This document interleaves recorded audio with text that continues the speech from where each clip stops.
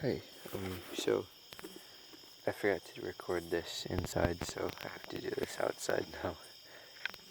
Yeah. Huh. So, Between Shades of Grey, Chapter 2. Okay.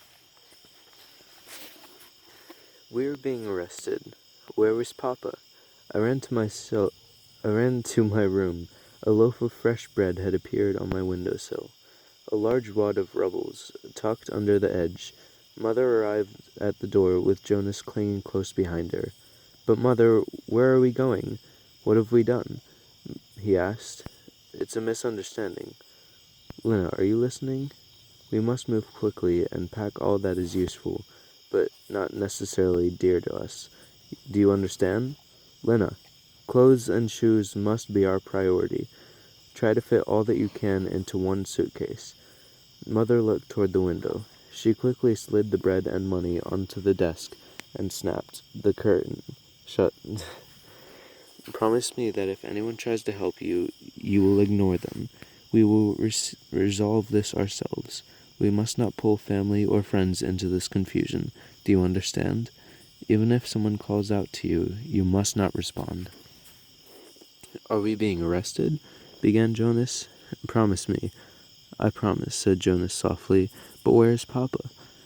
Mother paused, her eyes blinking quickly. "He will be meeting us. We have 20 minutes. Gather your things now." My bedroom began to spin. Mother's voice echoed inside my head. Now. Now. What was happening?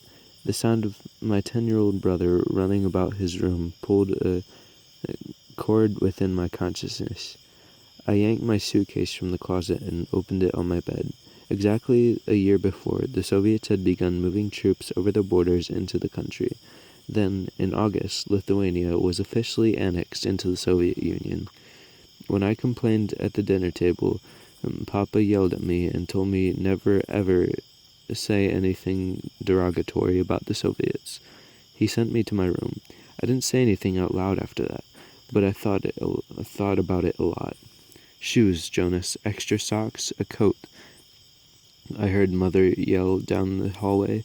I took our family photo from the shelf and placed the gold frame face up in the bottom of the empty suitcase. The faces stared back at me, happy, unaware. It was Easter 2 years before. Grandma was still alive. If we were really going to jail, I wanted to take her with me. But we couldn't be going to jail. We had done nothing wrong. Slams and bangs popped throughout the house. "Lena," Mother said, rushing into the room, her arms loaded. "Hurry." She threw open my closet and drawers, frantically shoving things into my suitcase. "Mother, I can't find my sketchbook. Where is it?" I said, panicked. "I don't know. We'll buy a new one. Pack your clothes. Hurry." Jonas ran into my room. He was dressed for school in his uniform and little tie, holding his book bag. His blonde hair was combed neatly over to the side. "I'm ready, Mother," he said, his voice trembling.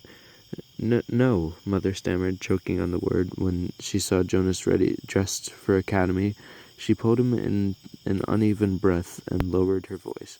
"No, sweetheart, your suitcase. Come with me." She grabbed him by the arm and ran down to his room. "Lena, put on shoes and socks. Hurry." She threw my summer raincoat at me. I pulled it on. I pulled my sandals and grabbed 2 books, hair ribbons, and my hairbrush. Where was my sketchbook?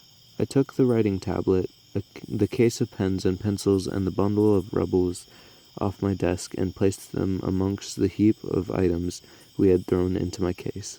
I snapped the latches closed and rushed out of the room, the curtains blowing, flapping over the loaf of fresh bread still sitting on my desk. I saw my reflection in the glass door of the bakery and paused a moment. I had a dab of green paint on my chin. I scraped it off and pushed on the door. A bell tinkled overhead. The shop was warm and smelled of yeast. "Lena, so good to see you." The woman rushed to the counter to assist me. "What may I help you with?" "Do I know her?" "I'm sorry, I don't. My husband is a professor at the university. He works for your father." she said. "I've seen you in town with your parents." I nodded. "My mother asked me to pick up a loaf of bread," I said. "Of course," said the woman, scurrying behind the counter. She wrapped a plum loaf in brown paper and handed it over to me. When I held out the money, she shook her head. "Please," whispered the woman, "we could never repay you as it is." "I don't understand." I reached toward her with the coins. She ignored me. The bell jingled. Someone entered the shop. "Give your parents our very best regards," said the woman, moving in to assist the other customer. Later that night, I asked Papa about the bread. "That was very kind of her, but unnecessary," he said. "But what did you do?" I asked him. "Nothing, Lena." "Have you finished your homework?" "But you must have done something to deserve free bread," I pressed. "I don't deserve anything. You stand for what is right, Lena, without the exception of gratitude or reward. Now off to your homework." Yeah, I'm not going to read chapter 3 this time. I'm sorry. It's really late.